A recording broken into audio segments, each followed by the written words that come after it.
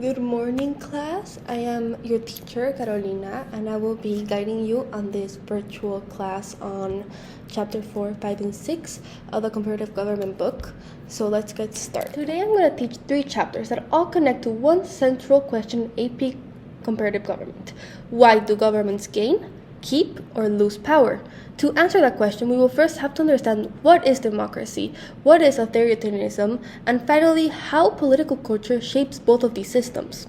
These chapters connect directly to the AP Comparative Government course description because they explain all 5 of the course's big ideas. For example, power and authority. Who holds political power?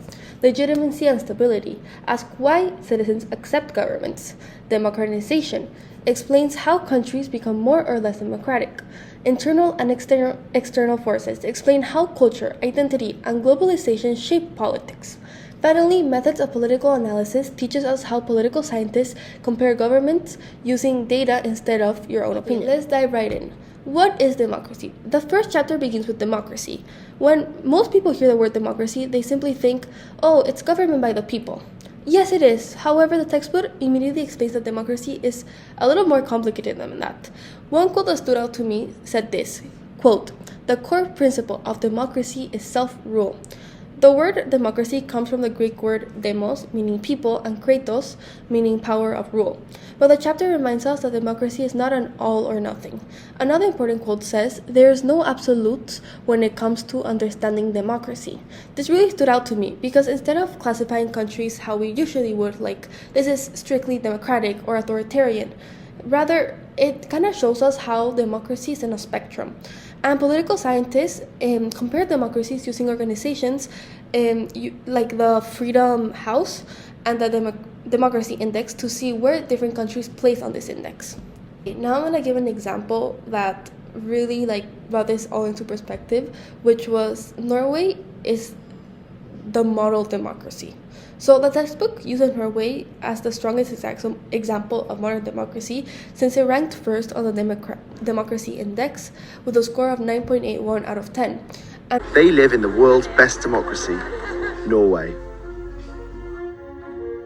Last month, this oil-rich kingdom was ranked the world's best democracy for the 6th year running. The same study downgraded the United States to a flawed democracy. So, what makes Norway so great? You have a vibrant competition between parties, high participation between different parts of the citizenry, so everyone is involved in elections, and the political debate climate is much milder than in the US. More cooperation and less confrontation.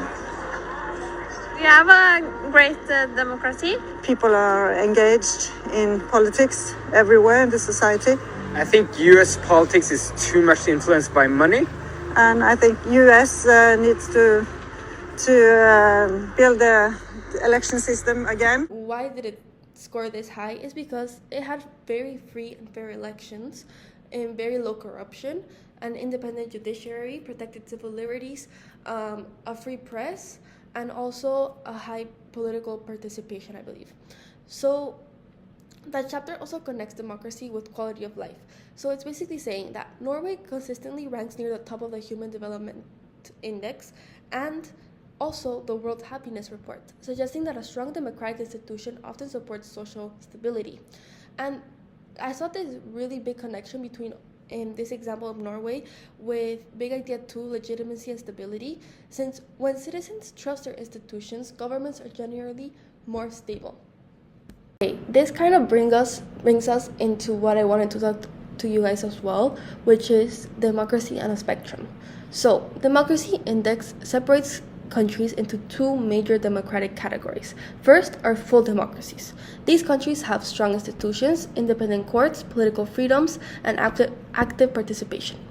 Only about 24 countries fall into this category. The second category is flawed democracies. These countries still hold elections but experience problems such as corruption, weak institution, political polarization, or declining trust. And I think this really put into perspective in many of the South American countries that I visited and I'm more familiar with, because they are democracies, because they have elections, but there's so much problems because they don't really hold what a true democracy is. And this chapter really put into perspective in comparing the two. So The textbook also notes the United States is considered a flawed democracy because of issues like political polarization and declining trust in institutions, which is really interesting in the way that we believe, well, not everyone, but like, for example, a lot of people believe that the United States is held to this pedestal of freedom, even though it's pretty much not. One more thing I wanted to talk about before moving on to chapter 5 was what is democratization? So, political scientists they mentioned in the textbook were Samuel Hutchison described 3 waves of democratization, which the first expanded voting rights during the 19th century, the second happened after World War II, and the third began in 1974, I believe, when countries in like Southern Europe, Latin America, Asia, and Eastern Europe transitioned away from authoritarian governments. However, democracy is not permanent. Countries can also experience democratic backsliding, which is a new term I learned, where democratic institutions slowly become weaker, which brings us to basically chapter 5, which is what is authoritarianism? Democracy distributes power, authoritarianism concentrates it. The textbook defines authoritarianism as a political system in which government is controlled by the ruling elite without an open mandate from citizens. Instead of accountability, authoritarian governments rely on centralized power, limited political participation, media control, and restriction on rights. One of the biggest lessons I learned was that authoritarian governments are much more diverse than I once expected.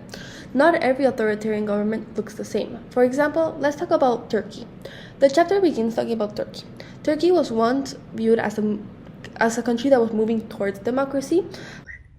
We often use the term executive power out of habit, but under the 2017 system, executive power in practice means one person. Power is concentrated at the center, around the president. The institutional balance between parliament, government, and the judiciary was replaced by a highly personalized system of rules. Looking back, I think one weakness of the opposition was that we did not fully understand, or at least did not fully communicate to society the depth of this transformation, this change. We sometimes continue to behave as if Turkey was still operating within a competitive democratic framework. But after 2017, the rules of the game had changed in much more radical way. Following the failed coup attempt in 2016, thousands of political opponents were arrested. Turkey's democracy index score fell right after that, from 5.12, I believe, in 2014 to 4.35 in 2022. That's a lot. And this demonstrates democratic backsliding, which is what I kind of mentioned before. Instead of democracy disappearing over the night, it slowly weakens over time. So over almost 10 years, it went down 1 point something percent. It wasn't a total drop. It was gradual and going back and back, Okay, so how do these authoritarian rulers keep their power? According to the textbook, authoritarian governments generally maintain their power using 4 major tools. The first is coercion, which means using threats or force to make people obey. The second is patronage, where leaders reward loyal supporters with jobs, contracts, and resources. The third is military, which protects the regime as much as the country itself. And finally, government often control the media to shape public opinion and reduce criticism. So these tools all reinforce big idea 1, power and authority, because they explain how rulers stay in power. Okay, so by the end of these 2 chapters, we began to realize the government really fit nearly or neatly into one category. Instead, countries move along a spectrum between democracy and authoritarianism. So why do citizens in different countries think so differently about government in the first place? So I think that's a good transition for us to move into chapter 6, political culture, where we'll basically explore how values, beliefs, identity, trust, and culture basically influence politics around the world. Okay, first of all, what is political culture? Now that we've compared democracy and authoritarianism, why do people in different countries think so differently about government? Chapter 6 answers this question through the concept of political culture. The textbook defines political culture as, quote, the sum of individual and group values, belief, attitude, norms, and expectation regarding politics and government. In other words, political culture is how people think about politics. It shapes whether citizens trust governments, whether they participate in politics, what they expect from leaders, and even how they react to political crises.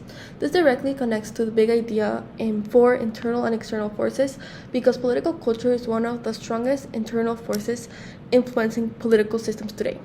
Okay, I saw this really good connection between chapter 5 and 6, which is political culture in authoritarian regimes.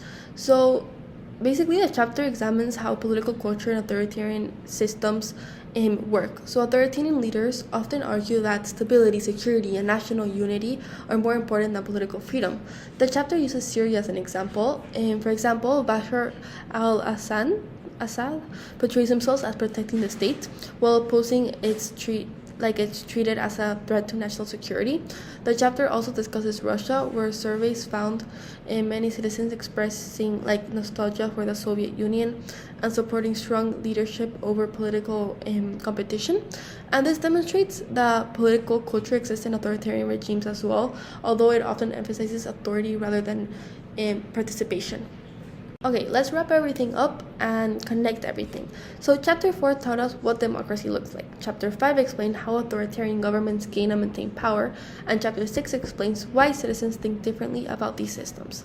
Together, these chapters show that governments are shaped by much more than constitutions or elections. They are shaped by history, culture, identity, trust, leadership, and institutions. So that's what I leave you all today.